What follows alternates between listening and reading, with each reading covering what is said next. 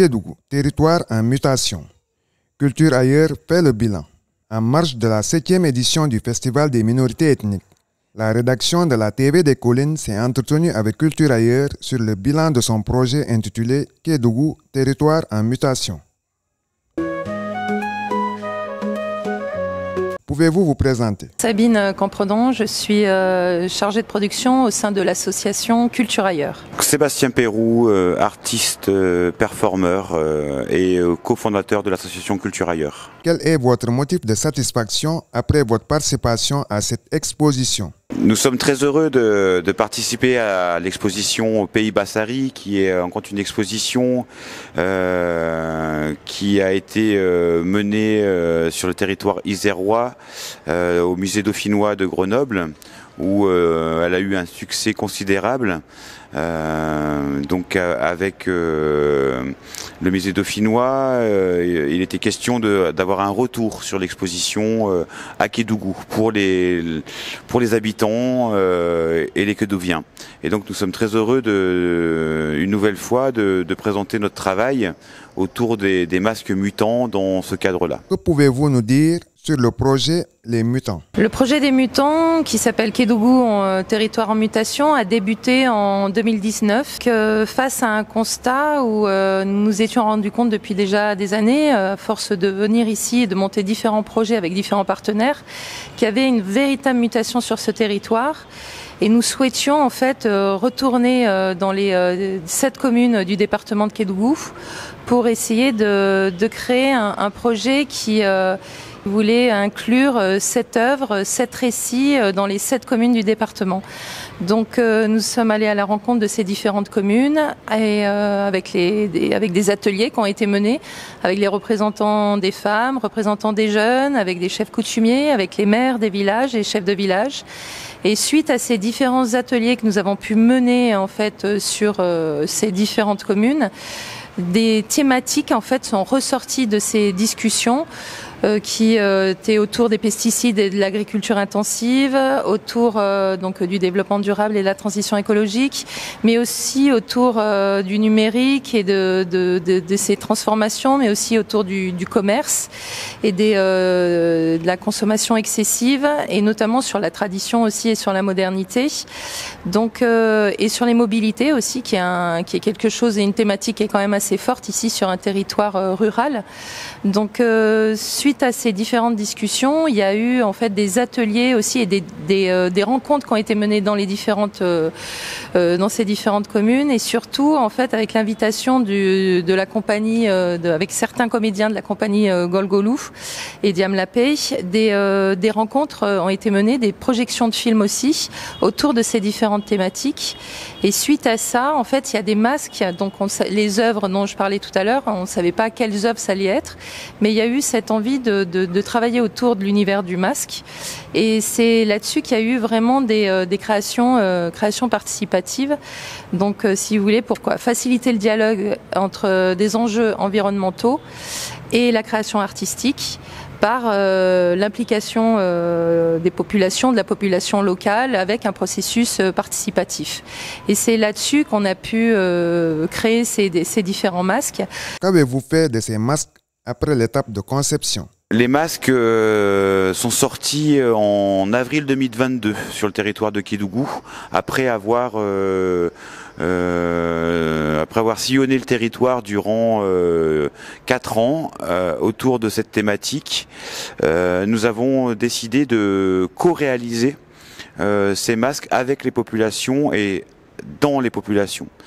Donc c'est une œuvre participative, c'est une œuvre collective, bien qu'il y ait effectivement une direction artistique autour de tout cela. Et donc avec aussi les comédiens de Gorgolou et Diam Lapé, nous avons co-réalisé ces masques. Et donc à la suite de cela, ils sont sortis donc sur les marchés dans un premier temps, donc dans les 7 communes de Kédougou. Lors de la dernière représentation, nous étions à Malinda, chez les Dialonké. Et les Dialonké nous proposent d'initier des rencontres en co-organisant des fêtes avec leurs masques et nos masques. Et donc l'année suivante, en 2023, nous avons réalisé donc une exposition sur Gorée avec l'invitation de l'Institut français via la galerie Le Manège par Olivia Marceau, qui nous avait invités avec notre travail pour exposer nos masques comme ils sont ici. Et moi je lui ai dit, mais nos masques, on peut les présenter, on peut les exposer, mais ils sortent, ils sont vivants aujourd'hui. Et donc elle a accepté la proposition pour qu'en compte ces masques puissent sortir sur Gorée.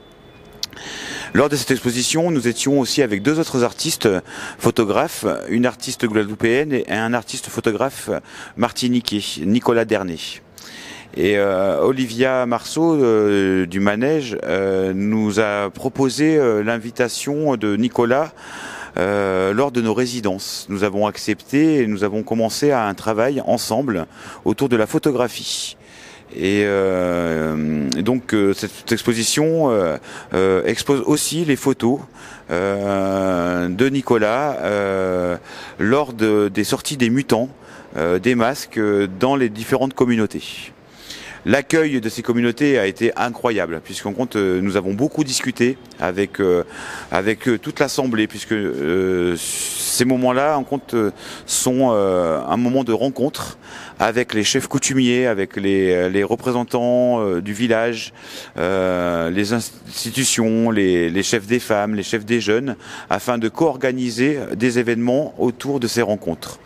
L'accueil a été très très chaleureux. Et aujourd'hui, ça voilà maintenant 2 ans que depuis 2023, 2024, 2025, que nous sillonnons le territoire à la rencontre des différentes communautés et avec des organisations de micro-festivals sur 2-3 jours. Nous avons été sur Malinda, nous avons travaillé aussi avec Natia et aussi avec Bantata. Et les prochains rendez-vous seront encore une nouvelle fois à Bantata avec les Malinqués et les Bédiques, mais aussi en compte à Numbu avec les Konyagi et les Bassari. Quelle a été la perception des communautés vis-à-vis de ces créations artistiques? Alors la perception, évidemment, elle est très intrigante.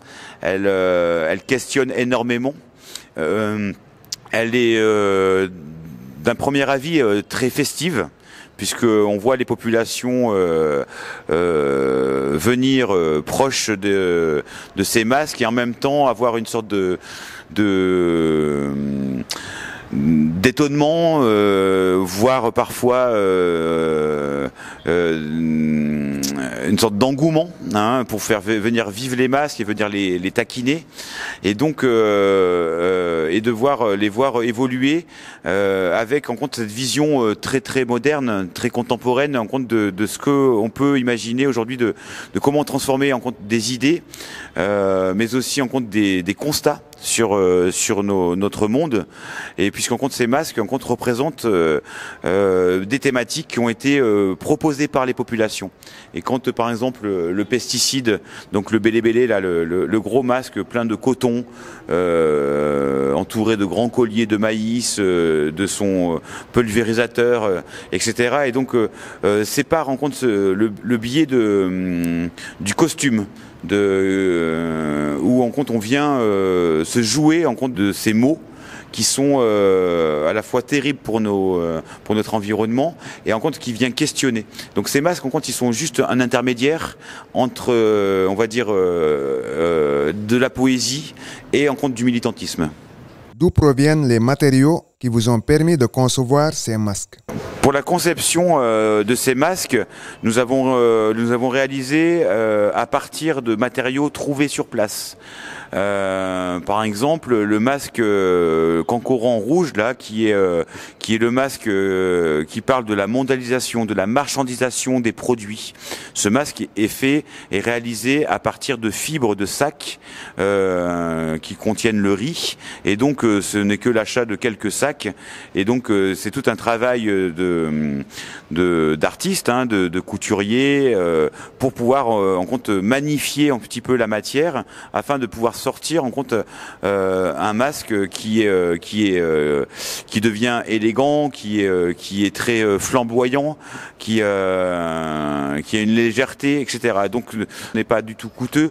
Le masque qui est derrière moi, le masque caoutchouc, ce n'est que des chambres à air de récupération du parking, et donc des vieilles chambres à air réutilisées, collées, agencées pour en faire des costumes qui viennent vraiment être investis par le propos, investis contre les thématiques sur la problématique de la colonisation, la problématique des ressources, la problématique de la mobilité.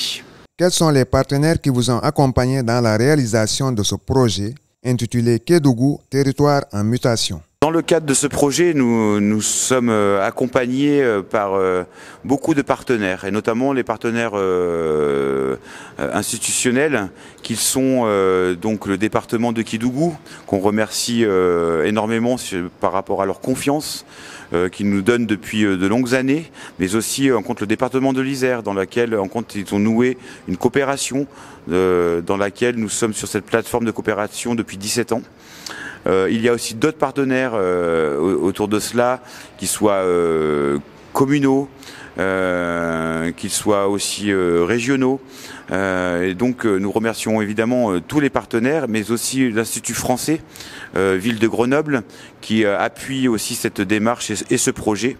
Il y a aussi d'autres nombreux partenaires aussi sur Fort-de-France, donc sur la Martinique, puisqu'en compte ce projet a pu être montré sur 3 continents, c'est-à-dire en Afrique évidemment, sur notre territoire départemental isérois, mais aussi dans d'autres régions françaises, mais aussi en Martinique.